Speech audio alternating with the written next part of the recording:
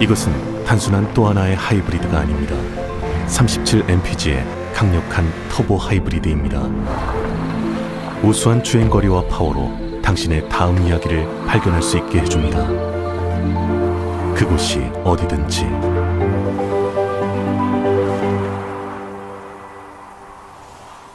올류 소렌토 터보 하이브리드, 세계 최초의 스토리텔링 머신.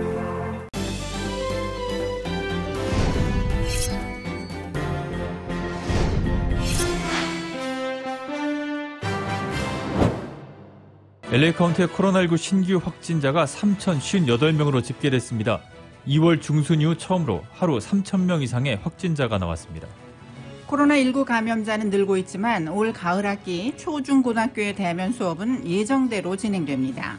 델타 변이로 인한 코로나19 4차 재확산이 본격화되면서 전국에서 4만 5천 명의 신규 확진자가 나오고 있습니다.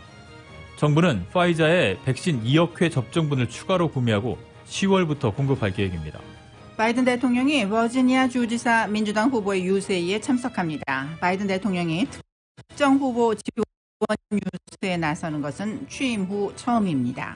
지난달 24일 발생한 플로리다 콘도 붕괴 사고로 인한 실종자 수색 작업이 완전히 종료됐습니다. 그동안 97명의 유해를 수습했지만 50대 여성 실종자 1명은 끝내 찾지 못했습니다. 바이든 행정부가 트럼프 전 대통령의 반이민 정책 뒤집기 후속 조치로 기존에 체결한 국경장벽 건설 계약을 취소했습니다. 한국과 미국의 외교 차관이 서울에서 만나 북한 문제를 외교적 노력으로 풀어야 한다는 원칙을 재확인했습니다. 이재용 삼성전자 부회장이 8.15 광복절 가석방 예비심사 명단에 포함된 것으로 알려졌습니다. 광복절 특사 가능성도 꾸준히 제기되고 있지만 반대 여론도 만만치 않습니다. 도쿄올림픽이 개막했습니다. 화려한 볼거리를 자랑한 역대 올림픽 개막식과는 달리 올해는 관중 없이 차분하게 진행됐습니다. 양궁 금메달 5개를 정조준한 한국 대표팀이 쾌주의 출발을 신고했습니다. 사상 처음 올림픽 양궁 3관왕에도 도전합니다. 오늘 뉴욕 증시는 기업들의 실적이 대체로 긍정적으로 나오면서 사상 최고치를 경신했습니다. LA 지역 오늘 저녁 맑은 날씨가 이어지면서 밤 최저 65도가량, 내일은 곳에 따라 구름 낀 후 맑아지겠습니다. 내일 낮 최고 기온 80도에서 83도가량 예상됩니다.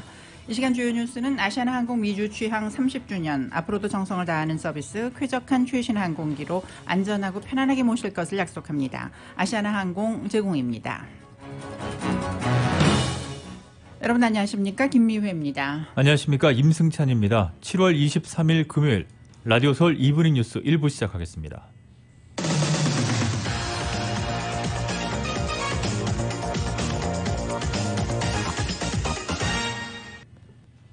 LA 카운티의 코로나19 신규 감염자가 2월 13일 이후 처음으로 3,000명을 넘었습니다.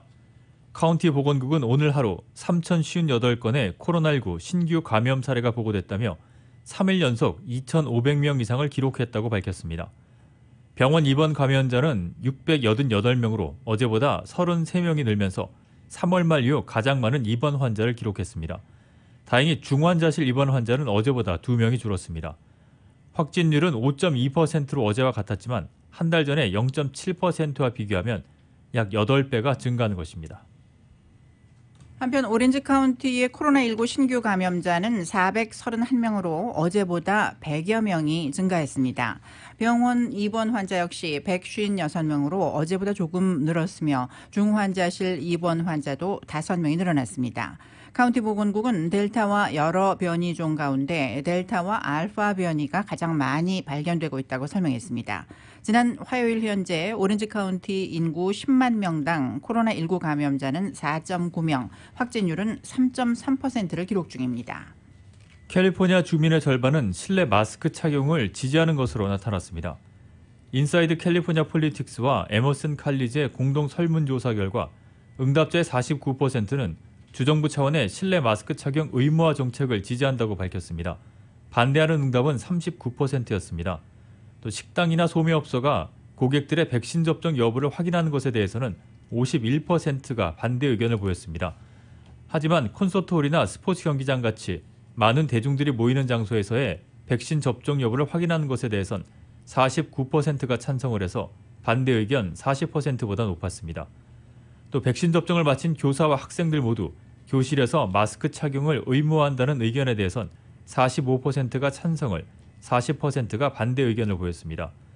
중학교와 고등학교에 재학하는 12세 이상 학생들의 백신 접종 의무화에 대해서는 52%가 찬성, 49%가 반대 의견을 보여 팽팽히 맞섰습니다. 지난 일주일간 외출 시에 마스크 착용을 했는지 묻는 질문에 대해서는 37%가 항상, 22%가 대부분 착용했다고 답을 했지만 19%는 단 한 번도 착용하지 않았다고 말했습니다. 이번 조사는 1,085명의 등록 유권자를 대상으로 7월 19일과 20일 이틀에 걸쳐 진행됐고 표본 오차는 플러스 마이너스 2.9%포인트입니다. 주 전역에 코로나19 환자가 급증하고 있지만 올 가을 학기 대면 수업은 예정대로 진행됩니다. 토니 서먼드 캘리포니아주 교육감은 오늘 하일랜드 파크를 방문한 자리에서 최근의 상황을 예의주시하고는 있지만 가을 학기 대면 수업에는 문제가 없을 것이라는 입장을 밝혔습니다. 서먼드 교육감은 교사와 학생 모두가 마스크를 착용하고 가급적 많은 사람들이 백신 접종을 한다면 학교의 안전을 유지하는 데는 무리가 없을 것이라는 입장입니다. 한편 LA 카운티 교육국은 학생 모두 교실에서는 마스크를 착용해야 하지만 감염 환자가 줄어들 경우 건물 밖에서는 마스크 착용 없이 이동을 할 수 있도록 규정을 완화할 수도 있다는 입장을 밝혔습니다. LA 한인회가 한인회관에서 오는 26일과 30일 그리고 31일 모두 3차례에 걸쳐서 백신 접종 행사를 개최합니다. 26일은 큐러티브와 함께 오전 9시부터 11시까지 파이자 백신을 접종합니다. 30일과 31일 접종 행사는 LA 소방국과 함께 오전 9시부터 오후 3시까지 진행되며 파이자나 존슨앤존슨사의 백신 가운데 하나를 선택해서 맞을 수 있습니다. 이번 백신 접종 행사는 체류 신분에 관계없이 접종을 받을 수 있고 사전 예약 필요 없이 워크인으로 백신 접종을 받을 수 있습니다. 12세부터 16세 청소년들의 경우 나이 증명 서류를 지참하고 보호자를 동반해야 합니다. 제프리 LA 한인회 사무국장입니다. 사진 나와 있는 아이디 하나면 충분합니다. 만약에 아이디가 없으신 분들은 뭐 한국 여권 또는 미국 여권 뭐 어떤 것도 상관이 없고 그냥 오셔도 됩니다. 이번 한인회 접종하는 7월 26일 월요일 그리고 7월 30일 금요일, 31일 토요일 백신 기회에 꼭 백신 접종해 주시면 좋겠습니다. 자세한 문의는 LA 한인회 전화 323-732-0700, 323-732-0700번으로 연락하면 됩니다. 전국적으로 강력한 전염성의 인도발 변이 바이러스인 델타 변이로 인한 4차 재확산이 본격화하면서 신규 확진자도 나날이 늘고 있습니다. 뉴욕타임즈에 따르면 오늘 기준 미 전국에서 최근 7일간의 하루 평균 신규 코로나19 확진자는 45,343명으로 집계됐습니다. 2주 전과 비교할 때 2.8배로 증가한 것입니다. 존스 홉킨스 대학 데이터를 봐도 지난 19일에 52,111명, 20일에 42,703명, 21일 52,032명, 그리고 어제 22일에는 56,069명 등으로 최근 며칠 새 꾸준히 5만 명 안팎을 넘나들고 있습니다. 4차 재확산의 중심지는 플로리다, 텍사스, 미주리주 등 3개 주로 보입니다. 제프 자이언츠 백악관 코로나19 대응 조정관은 이들 3개 주에서 전체 코로나 확진자의 40%가 나왔고 특히 2주 연속으로 확진자 5명 중 1명이 플로리다주에서 발생했다고 최근 밝혔습니다. 4차 재확산은 백신 미접종자를 중심으로 이루어지고 있습니다. 정부가 파이자의 코로나19 백신 2억 회분을 추가로 구매하기로 했습니다. 면역력이 약한 사람을 위한 백신 추가 접종, 이른바 부스터샷과 12세 이하 어린이에 대한 백신 접종 가능성에 대비하기 위한 조치입니다. YTN이 보도합니다. 미국 정부와 화이자사가 2억 회분의 코로나19 백신 추가 공급 계약을 맺었습니다. 추가 물량 가운데 1억 1천만 회분은 오는 10월부터 연말까지, 나머지는 내년 4월까지 단계적으로 공급할 계획입니다. 미국 정부는 이로써 화이자 백신 5억 회분을 확보하게 됐습니다. 이번 계약엔 화이자 측이 변이 바이러스에 대응하는 새로운 백신을 개발할 경우 미국 정부가 최우선적으로 구매할 수 있는 옵션도 포함됐습니다. 현재 화이자 측은 델타 변이 바이러스를 막기 위한 백신을 개발 중인데 이 백신에 대한 우선 구매권을 확보한 겁니다. 백악관은 12세 이하 어린이에 대한 백신 접종과 부스터샷 가능성에 대비하기 위해 백신을 추가 구매했다고 밝혔습니다. And we don't know which vaccine will be most effective, but we want to have maximum flexibility, so this is an effort to provide us with that. 미 보건당국은 백신 접종을 끝마치면 부스터샷이 필요하지 않다는 입장을 아직 유지하고 있지만 조만간 추가 접종 권고를 내릴 것으로 예상됩니다. 12세 이하 어린이 인구 6,500만 명에 대해서도 백신 접종이 필요한지에 관해선 임상시험이 진행 중입니다. 이와 관련해 미 식품의약국 관계자는 이르면 올겨울쯤 12세 미만 어린이에 대한 백신 긴급 사용 승인이 내려질 수 있을 것이라고 밝혔습니다. YTN 박경선입니다. 파이자와 모더나 그리고 아스트라제네카 백신 1차 접종만으로도 확산세인 델타 변이 바이러스에 상당한 효과가 있다는 연구 결과가 나왔습니다. 폴리티코는 오늘 캐나다 연구진 논문을 인용해서 이들 세 가지 백신이 델타 변이에 대해 기존 연구보다 더 높은 효과를 보였다고 보도했습니다. 이번 연구는 1차 접종을 기준으로 했으며 델타 변이에 대한 백신별 예방률은 파이자와 모더나 그리고 아스트라제네카가 각각 56%와 72% 그리고 67%로 조사됐습니다. 논문에 따르면 델타 변이로 입원 또는 사망에 이르는 중증 증상의 경우 1차 접종만으로 파이자는 78%, 모더나는 96%, 아스트라제네카 88% 등의 예방률을 보였습니다.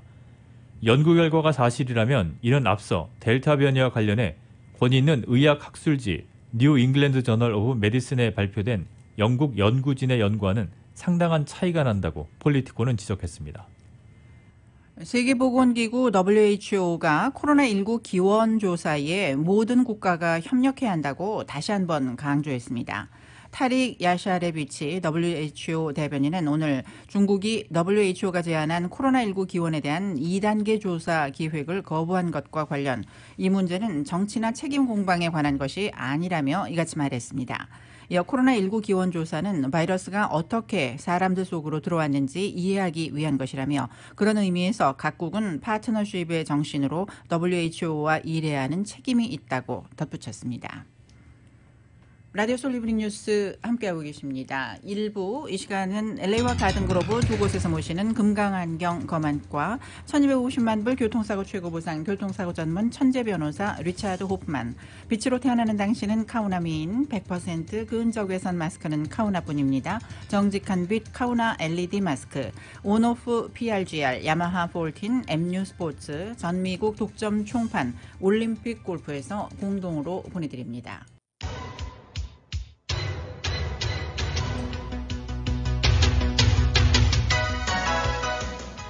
5시 16분 향하고 있습니다. 라디오 서울 이브닝 뉴스 일부 함께하고 계신데요. 이 시간 교통 상황 전해드립니다. 10번 프리웨이 이스트 방면 크렌샤 블루버드 구간부터 막히기 시작하고 있습니다. 알랭턴 애비뉴 구간부터는 10마일 정도로밖에 움직이지 못하면서 그리피스 애비뉴 인근까지 정체는 길게 이어지고 있습니다. 이 밖에 405번 프리웨이 노스 방면과 사우스 방면도 오늘도 역시 항상 정체되는 구간들 심한 정체 보이고 있습니다. 노스 구간은 윌셔 구간부터 내셔널 블루보드까지 카플레인도 더 심한 정체를 보이고 있습니다. 교통위험 신호 켜져 있는 구간들 눈에 띄는데요. 405번 프리웨이 노스 방면 선셋 블루버드 구간 가운데 차선에 물건이 떨어져 있습니다. 110번 프리웨이 노스 방면 3가 가운데 레인에 역시 추돌사고 발생했습니다. 이 밖에 5번 프리웨이 노스 방면은 스캇 로드 구간 교통위험 신호 켜져 있습니다. 끝까지 안전운행 하시기 바랍니다. 교통정보였습니다.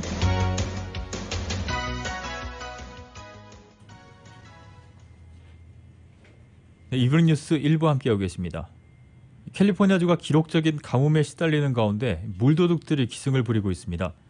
CNN은 캘리포니아의 물도둑들이 극심한 가뭄 속에서 부족한 물을 훔치며 일부 지역사회를 황폐화하고 있다고 보도를 했는데, 이 도둑들은 소화전이나 상수도관에 호스나 파이프를 연결해서 물을 빼돌리거나 가정집 식수와 농장의 농업용수까지 훔쳐 달아나고 있습니다.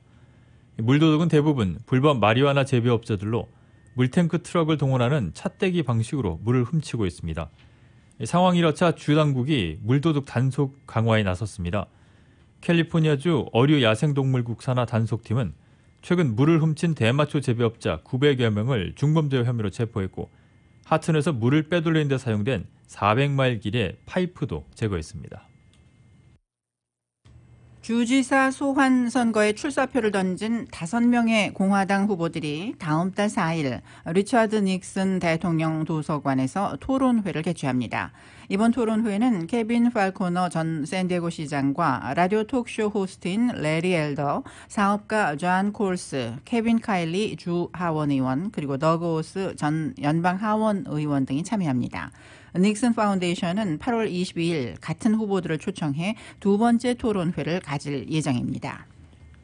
지난달 30일 사우스 LA에서 발생한 불법 폭죽 폭발로 피해를 입은 가구들이 각 $2,000씩의 현금 지원을 받게 됐습니다.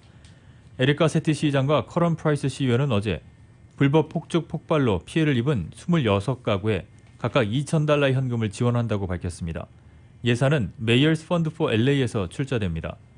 메이어스 펀드 포 LA 디드레 린드 CEO는 펀드가 위기에 신속하게 대응하기 위해 조성된 것인 만큼 사우스 LA에서의 불법 폭죽 폭발 이후 가세티 시장과 프라이스 시의원의 빠른 대응으로 이번 지원이 이루어질 수 있었다고 밝혔습니다.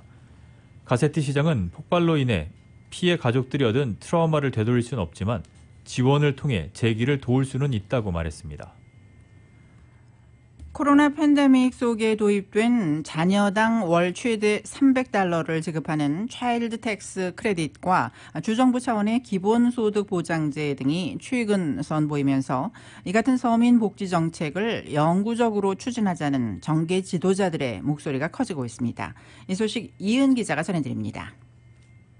전국의 시장들이 저소득층을 위한 기본소득 보장제와 자녀당 최대 $300를 지급하는 차일드 텍스 크레딧을 영구적으로 만들기 위해 연방정부에 로비를 벌일 계획입니다.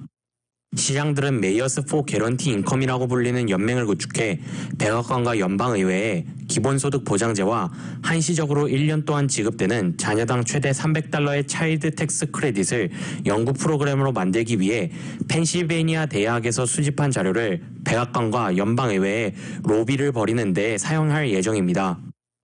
메이어스 포 개런티 인컴 연맹은 11명의 시장들로 시작되었으나 현재는 50명의 이상의 시장들이 소속되어 있습니다.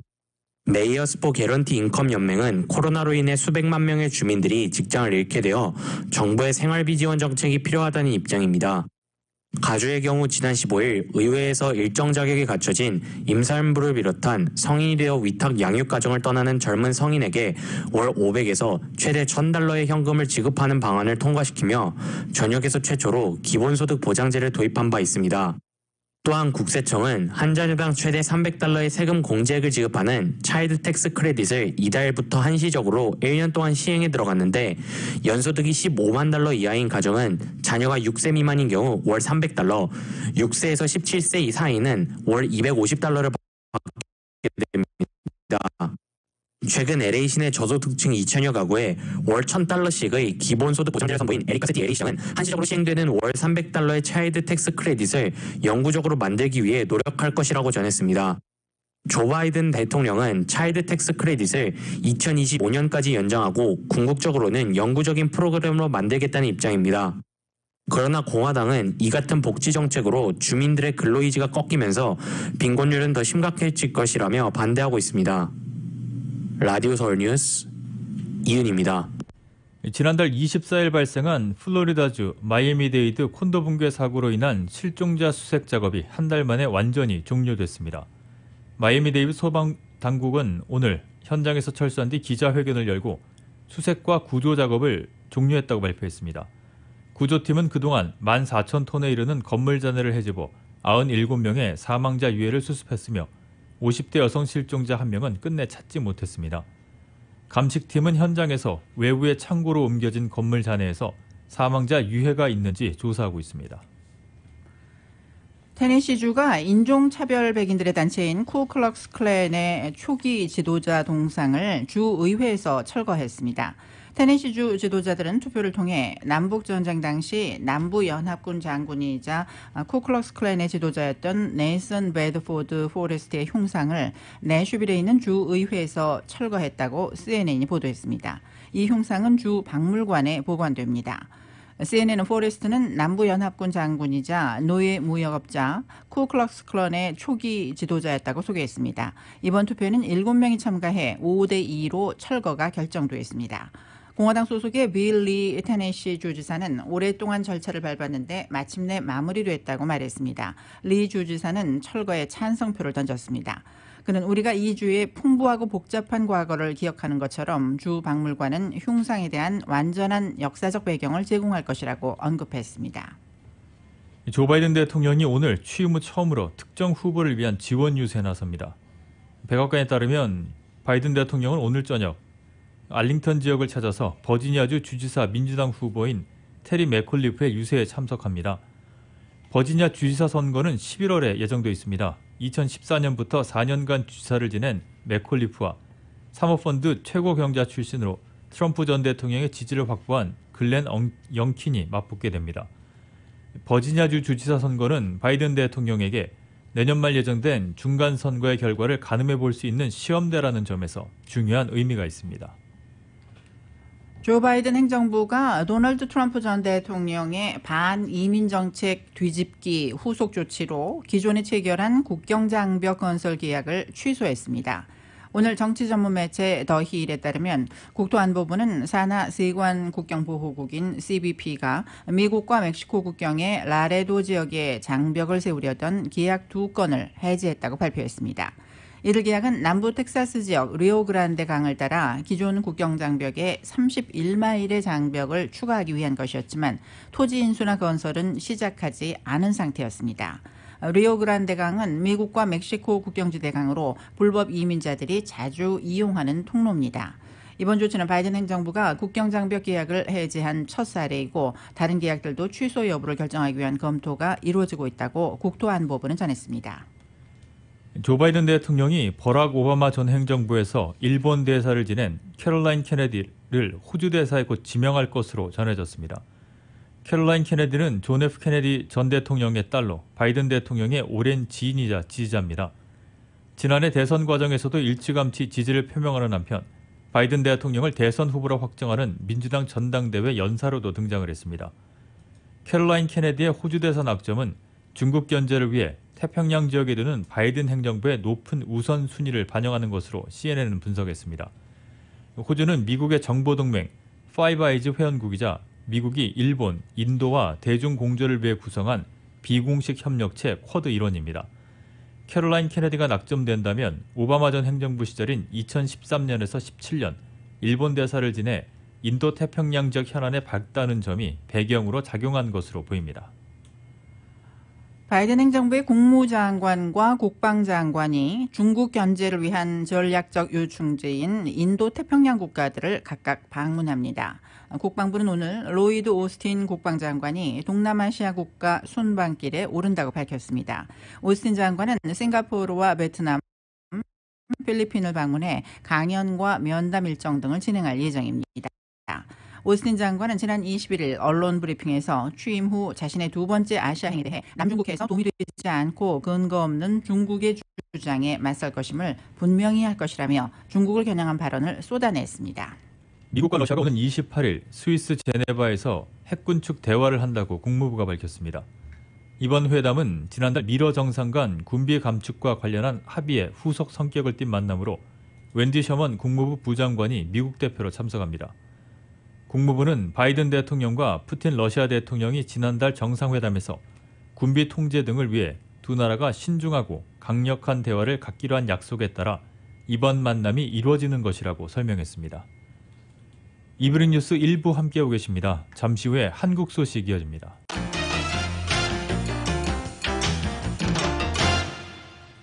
이브닝 뉴스 1부 한국 소식입니다.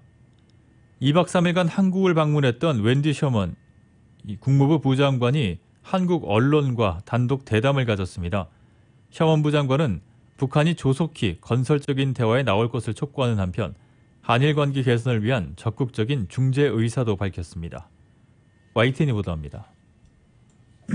바이든 행정부 출범 이후 첫 한미 외교 차관 전략 대화를 마친 웬디 셔먼 미 국무부 부장관.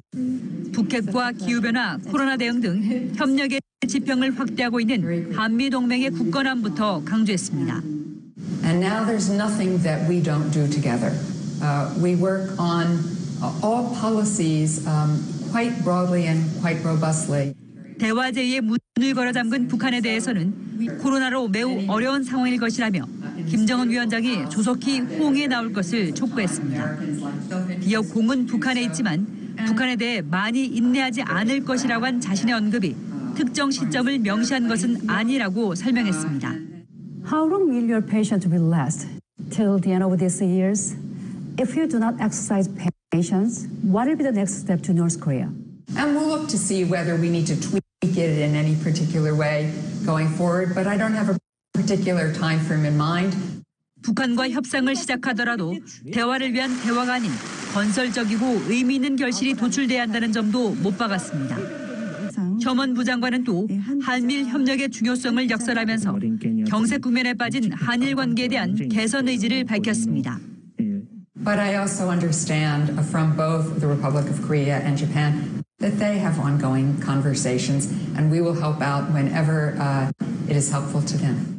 바이든 정부가 공을 들이는 한미일 공조 강화가 대중 견제 전략으로 받아들여지며 한국 정부에도 부담이 된다는 우려에 대해서는 미국은 결코 중국 봉쇄를 목표로 하지 않고 있다고 역설했습니다.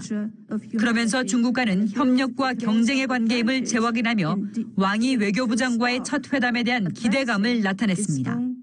Is to make sure that China plays by the international rules-based order and that it is a fair playing field and then we have a lot that we can do together. 셔먼 부장관은 문화특사로 임명된 BTS 등을 언급하며 미국과 세계의 젊은 세대들의 좋은 영향을 미치는 K-팝 문화에도 찬사를 보냈습니다. YTN 김희준입니다. 요 며칠 국민의힘 이준석 대표가 윤석열 위기론을 꺼내들며 윤 전 총장의 입당을 압박해 왔었습니다. 여기에 당내 윤 전 총장과 가까운 중진들이 공개 반발을 하면서 이 대표를 비판했습니다. 양측 정면 충돌 양상입니다. KBS의 보도입니다. 잘못된 조언을 듣는 것 같다라며 국민의힘 이준석 대표가 윤석열 전 총장을 압박한 다음 날 당내 최다선이자 윤 전 총장을 고향 친구로 부른 정진석 의원이 반박에 나섰습니다. 당 밖에서 사실 대여투쟁의 선봉에 섰던 사람입니다. 그런 사람에 대해서 우리가 격려하고 보호를 해줘야 되는 것이고 자꾸 평가절하하고 그러면 안 된다. 지난 4.7 보궐선거의 승리 요인을 하나만 꼽으라면 정권과 싸운 윤 전 총장이라고도 했습니다. 윤 전 총장의 출마 선언 때 함께했던 권성동 의원도 이 대표를 겨냥했습니다. 윤 전 총장 지지율을 위험하다고 평하는 건 평론가나 여당 인사가 할 말이라는 겁니다. 두 중진 의원은 이 대표를 찾아가 직접 의견도 전했습니다. 항의 모양새입니다. 그러나 이준석 대표는 흔들림 없이 가겠다고 했습니다. 오세훈 시장 중심으로 해서 똘똘 뭉쳐내서 이뤄낸 승리를 윤석열 총장에 의해서 이뤄낸 승리라고 말씀하십니까? 그건 저는 너무 선을 넘었다. 이 대표 주변에선 대표를 공격할 일이 아니라 윤 전 총장 입당을 견인하라는 불만도 나왔습니다. 당내 대권 주자인 홍준표 의원도 사적 인연을 앞세우는 건 올바른 자세가 아니라며 당 대표를 분별 없이 흔들지 말라고 두 중진 의원을 비판했습니다. 이 대표는 입당을 압박하고 윤 전 총장은 당분간 독자 행보를 이어갈 기조라 윤 전 총장을 둘러싼 국민의힘 내부 갈등은 앞으로 더 표면화될 가능성이 있어 보입니다. KBS 뉴스 강푸르입니다. 국민의힘 이준석 대표는 국민의힘이 합당 논의 과정에서 당원과 일반 국민 의견을 5대5로 반영하도록 한 국민의힘 당원 적용 배제를 요구했다는 언론 보도를 인정하면서 국민의당을 비판했습니다. 이준석 대표는 SNS에서 국민의당은 안철수 대표가 대선 불출마를 선언했는데 왜 대선 경선 룰에 관심을 갖고 있느냐며 당원 당규까지 효력을 중지시키라는 요구도 참아가며 협상을 이끌고 있다고 언급했습니다. 또 대선 경선 룰은 변경을 하더라도 대선 주자 간의 합의에 의해서 하는 것이라며 합당한다면 당 안에서 논의할 일이라고 덧붙였습니다. 드루킹 사건으로 유죄 확정 판결을 받고 수감을 앞둔 김경수 전 경남지사가 더불어민주당 이낙연 전 대표에게 문재인 대통령을 잘 지켜달라고 말한 것으로 전해졌습니다. 김 전 지사는 어제 경남 창원을 찾은 이낙연 전 대표의 전화를 받고 이같이 말했다고 이낙연 캠프 상황본부장인 민주당 최인호 의원이 전했습니다. 이 전 대표는 김 전 지사의 당부에 어떠한 일이 있어도 대통령을 잘 모시겠다며 그동안 김 전 지사가 경남에서 추진했던 일은 자신이 특보라는 마음으로 잘 챙기겠다고 답했습니다. 최 의원은 통화 내용을 옮기며 이렇게 김경수, 이낙연, 문재인 그리고 당원들은 하나가 되었다고 적었습니다. 이재용 삼성전자 부회장이 다음 달 8.15 광복절 가석방 예비심사 명단에 포함된 것으로 알려졌습니다. 광복절 특사 가능성도 꾸준히 제기되고는 있지만 반대 여론 역시 만만치가 않습니다. YTN입니다. 법무부가 최근 전국 교정시설에서 광복절 가석방 예비심사 대상자 명단을 받았습니다. 이 명단에 이재용 삼성전자 부회장이 포함된 것으로 전해졌습니다. 이달부터 완화된 법무부의 가석방 심사 기준에 따라 형기의 50% 이상 복역한 사람은 가석방 심사 대상이 될 수 있습니다. 국정농단 사건으로 징역 2년 6개월이 확정된 이 부회장은 이달 말 복역률 60%를 채웁니다. 올해 광복절은 일요일이라 평일인 13일 가석방이 이뤄질 예정인데 통상 일주일 전 가석방 심사위원회가 열리는 만큼 8월 초 심사위에서 최종 명단이 확정됩니다. 재계를 중심으로는 가석방보다 남은 형의 집행을 면제하는 특별 사면을 해야 한다는 목소리가 거셉니다.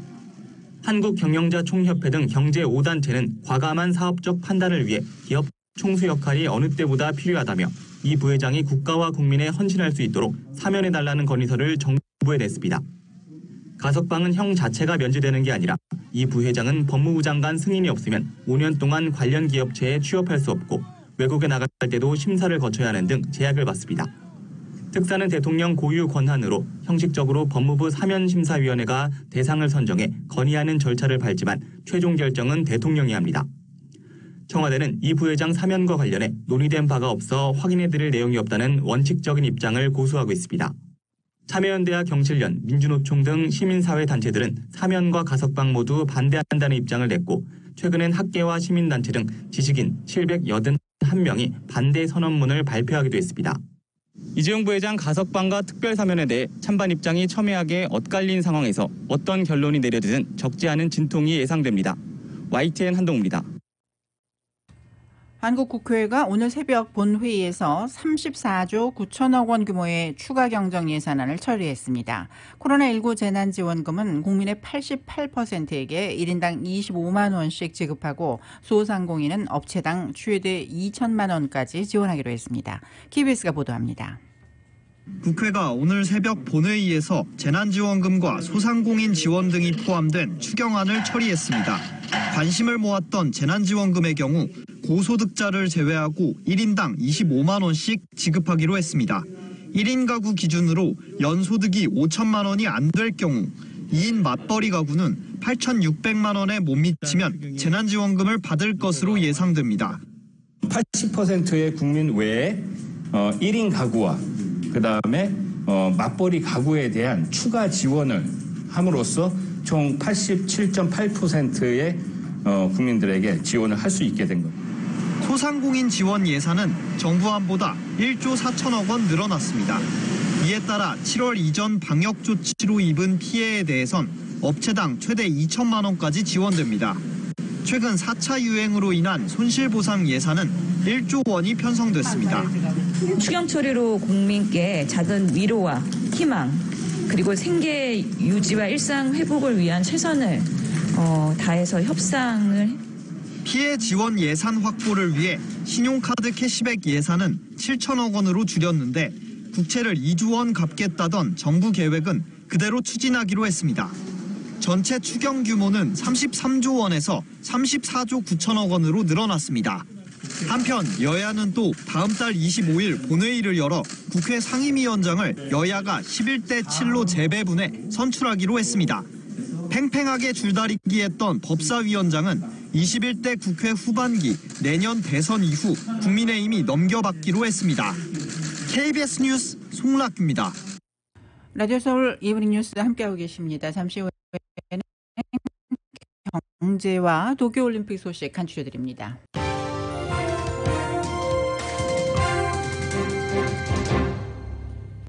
이브닝 뉴스 1부 함께하고 계십니다. 오늘 뉴욕 증시는 기업들의 실적이 대체로 긍정적으로 나오면서 사상 최고치를 경신했습니다. 다우존스 산업평균지수는 어제보다 238.20포인트가 오른 35,061.55로 거래를 마감했습니다. S&P 500 지수는 어제보다 152.39포인트가 상승한 4,411.79, 나스닥 지수는 152.39포인트 오른 14,836.99로 장을 마감했습니다. 3대 지수 모두 4야 거래일 연속 오르면서 나란히 사상 최고치로 마감했고 다우지수는 사상 처음으로 종가 기준 35,000을 넘어섰습니다. 제너럴 모터스 GM이 전기차인 쉐볼레 볼트 EV를 다시 리콜합니다. CNBC 방송은 오늘 GM이 최근 발생한 2건의 차량 화재와 관련해 이 같은 결정을 내렸다고 보도했습니다. 볼트 EV에는 LG 에너지 솔루션이 제조한 배터리가 사용됩니다. GM은 볼트 EV의 배터리에서 화재 위험성을 높이는 희귀한 제조 결함을 LG 에너지 솔루션 측 관계자들과 함께 발견했다고 설명했습니다. 리콜 대상은 미국 내 5만 1000여 대의 볼트 EV를 포함해 전 세계에서 팔린 6만 900여 대입니다. 세계 최대 전자상거래 업체인 아마존이 디지털 화폐와 블록체인 전문가 채용에 나섰습니다. 아마존은 최근 올린 채용 공고에서 아마존의 결제 접수 경험팀이 아마존의 디지털 화폐와 블록체인 전략, 제품 로드맵을 개발할 경험 있는 제품 리더를 찾고 있다고 밝혔습니다. 아마존은 새로 채용할 직원이 블록체인과 분산형 장부, 중앙은행 디지털 화폐, 암호화폐 분야에 대한 전문성을 이용해 그 활용 사례를 개발하고 총체적인 비전과 제품 전략을 추진하게 될 것이라고 소개했습니다. 한편 CNBC는 아마존이 비트코인 같은 암호화폐를 더 진지하게 들여다보고 있음을 시사하는 신호라고 풀이했습니다. 중국은 미국이 홍콩 주재 중앙정부 연락판공실 관리들을 제재한 데 대한 대응으로 윌버 로스 전 미 상무장관 등 개인들에 대해 제재를 부과했다고 밝혔습니다. 이는 중국이 지난달 반외국 제재법 시행 이후 처음 부과한 것으로 웬디 셔먼 미 국무부 장관의 방중 일정을 불과 며칠 앞두고 진행됐습니다. 중국은 또 미중 경제안보검토위원회와 국제공화주의협회, 휴먼 라이츠 워치 등 다양한 기관들의 전현직 대표들과 워싱턴에 기반을 둔 홍콩 민주주의 위원회 등에 대해서도 상호적 제재를 부과했습니다.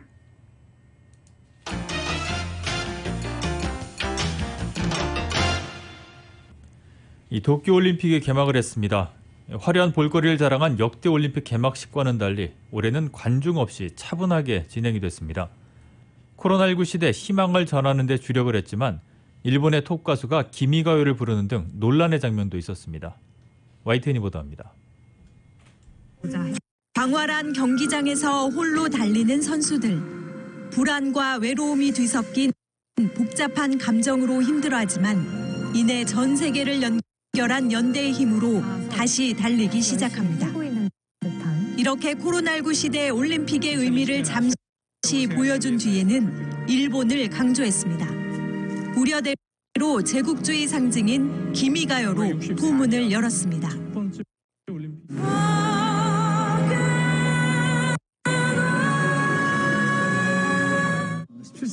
1964년에 이어 도쿄에서 두 번째 올림픽을 여는 점을 부각하는 데도 주력했습니다. 57년 전 도쿄 올림픽에 참가한 선수들이 심은 나무를 베어와 개막 공연에 녹여낸 겁니다. 하지만 논란 끝에 열리는 올림픽인 만큼 역대 개막식에서 보여줬던 화려한 볼거리는 없었습니다. 알록달록한 관중석은 텅 비었고 선수단 입장 인원도 대폭 줄었습니다. 103번째로 입장한 우리나라 선수단도 30명으로 조촐했습니다. 개회 선언에서 축하라는 말도 빠졌습니다. 성화는 일본의 야구 영웅들과 코로나19 최전선에 선 의료진을 거쳐 일본 테니스 선수 오사카 나오미 손에 쥐어졌습니다. 일본 후지산과 태양을 상징하는 성화대에 빛을 밝혔습니다. 코로나19 시대 인류의 거대한 실험이 된 올림픽인 만큼 희망의 불빛이기를 바라는 염원 속에 17일 동안 타오르게 됩니다. YTN 김혜은입니다. 한편 한국 방송사인 MBC가 어제 열린 도쿄올림픽 개막식 생중계 도중 각국 선수단 소개에 부적절한 사진과 문구를 사용해 논란이 일고 있습니다. MBC는 우크라이나 선수단 소개에 최악의 참사가 벌어진 체르노빌 원전 사진을 넣었고 IT 선수단 입장 때는 대통령 암살로 전국은 안개 속이라는 자막을 띄웠습니다. 또 엘살바도르 선수단이 입장할 때는 엘살바도르가 지난달 세계 최초 법정 통화로 채택한 비트코인의 사진을 넣었습니다. 이 밖에 각국 선수단을 소개하며 국가별 코로나19 백신 접종률을 표기해 시청자들의 지적을 받기도 했습니다. 도쿄올림픽에 출전한 미국 대표팀의 코로나19 백신 접종률이 83%인 것으로 알려졌습니다. 미국 대표팀 613명 가운데 567명이 의료 기록을 작성해 올림픽 개막 전 대표팀의 의료팀에 제출했는데 이 가운데 83%는 백신 접종을 마쳤습니다. 전체적으로 100명 정도가 코로나19 예방접종을 하지 않았다는 것이 의료팀의 설명입니다. 국제올림픽위원회는 올림픽 선수촌 입소자의 85%가량이 백신을 접종한 것으로 추산되는데 미국 대표팀도 비슷한 수준의 접종이 이루어진 셈입니다. 이번 올림픽 출전 선수들은 백신 접종이 의무사항은 아닙니다. 미국 대표팀에서는 지금까지 비치발리볼의 테일러 크랩 선수와 체조팀의 대체 요원인 카라 이커 등 2명이 코로나19 양성 판정을 받았습니다. 도쿄올림픽 양궁 금메달 5개를 정조준한 한국 대표팀이 쾌조의 출발을 신고했습니다. 특히 남녀 모두 막내 선수가 랭킹 라운드 1위를 차지하면서 사상 첫 올림픽 양궁 3관왕 도전에 나서게 됐습니다. YTN이 전합니다. 순위 결정전인 랭킹 라운드 무대에선 여자 양궁 대표팀의 막내 안산. 걱정했던 바닷바람은 큰 장애가 되지 않았습니다. 72발 합계 680점을 쏴 출전 선수 64명 가운데 1위를 차지했습니다. 장민희는 677점, 강채영은 675점을 기록해 랭킹 라운드 1위부터 3위를 우리 대표팀이 싹쓸이했습니다. 8강 전에는 우리 선수끼리의 대결도 피하게 된 결과입니다. 남자 양궁에서도 막내가 빛났습니다. 17살 김재덕이 688점을 쏘아 올려 맏형 오진혁과 김우진을 제치고 1위에 올랐습니다. 이로써 안산과 김재덕 두 막내는 이번 올림픽에 처음으로 추가된 혼성 단체전 출전 자격을 거머쥐었습니다. 사상 처음으로 올림픽 양궁 3관왕에 도전할 자격이 생긴 겁니다. 지난 2016년 리우데자네이루 올림픽에서 양궁 금메달 4개를 모두 획득한 우리 대표팀이 남녀 개인전과 단체전 그리고 혼성 단체전 등 도쿄올림픽에 걸린 금메달 5개 가운데 몇 개나 목에 걸 수 있을지에 관심이 쏠립니다. 양궁 첫 금메달을 바라보는 혼성 단체전은 오늘 오전에 열립니다. YTN 주태현입니다. 이정은 선수가 LPGA 투어 시즌 4번째 메이저 대회인 아문디 에비앙 챔피언십 2라운드에서 메이저 대회 18홀과 36홀 최소타 기록을 세우며 단독 선두로 나섰습니다. 이정은은 대회 2라운드에서 보기 없이 버디 10개를 잡아내서 10언더파 61타를 기록했습니다. 61타는 2014년 김효주가 이 대회 1라운드에서 세운 LPGA 투어 메이저 대회 18홀 최소타와 타입니다. 이정은은 중간 합계 15언더파 127타를 적어내며 아리아 쭈따누간, 파자리 아나나룩간의 3타 앞선 단독 선두에 올랐습니다. 노예림과 리디아고가 9언더파 133타로 공동 4위에 포진했습니다. 또 1라운드 2분파 71타에 그쳤던 박인비는 7언더파를 몰아치면서 중간 합계 7언더파 135타 공동 7위로 뛰어올랐습니다. 또 3타를 줄인 김효주 역시 공동 7위로 2라운드를 마쳤습니다.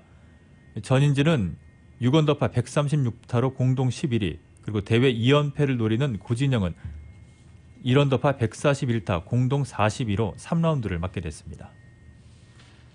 손흥민이 토트넘과 결국 4년 재계약에 합의했습니다. 토트넘은 홈페이지를 통해 새로운 4년 계약에 합의했고 손흥민은 2025년까지 토트넘에서 활약한다고 발표했습니다.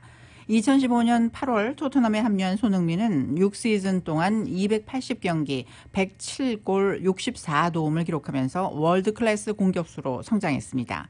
계약 내용은 공개되지 않았지만 앞서 영국 언론은 주급 20만 파운드, 한화 약 3억 1,600만 원과 성과급을 제시했다고 보도했습니다. 손흥민도 지난 6년 동안 토트넘에서 뛴 것은 큰 영광이었다며 토트넘에 있어서 행복하고 토트넘은 집과 같다고 재계약 소감을 전했습니다. 지금까지 도쿄올림픽 소식 간추려드렸습니다.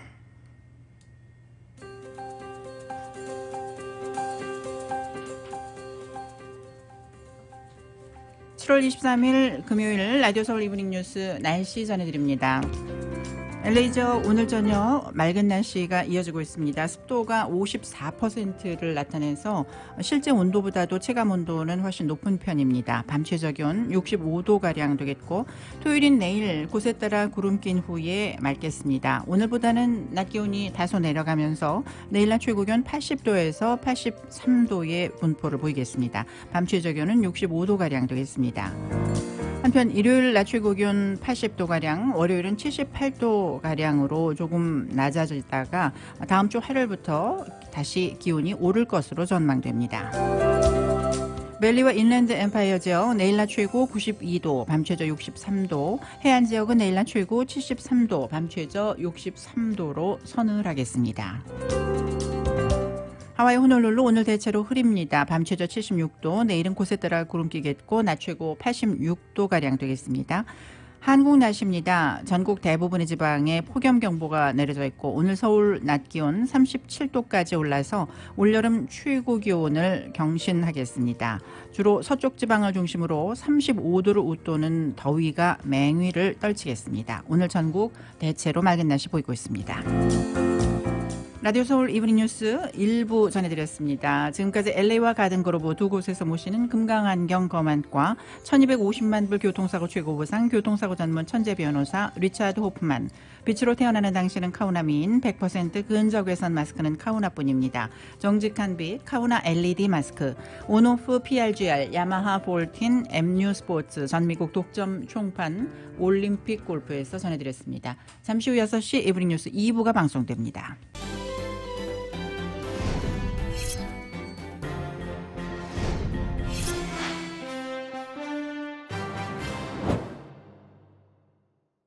지금까지 잘 던지고 있었는데요. 경기 후반에서 흔들리고 있습니다. 건강도 마찬가지 아니겠습니까? 인생 후반 관리가 중요한데 말이죠. 지금 불펜에는 누가 나와 있을까요? SMG가 있어요. 서울 메디칼 그룹이요. 네. 서울 메디칼 그룹. 말씀드리는 순간 불펜에서 나오는 SMG. 네, SMG가 인생 후반을 건강하게 지켜줄 겁니다. 네. 5스타로 인정받은 의료 서비스. 인생 후반의 확실한 구원이네요. 서울 메디칼 그룹이죠. 서울 메디칼 그룹.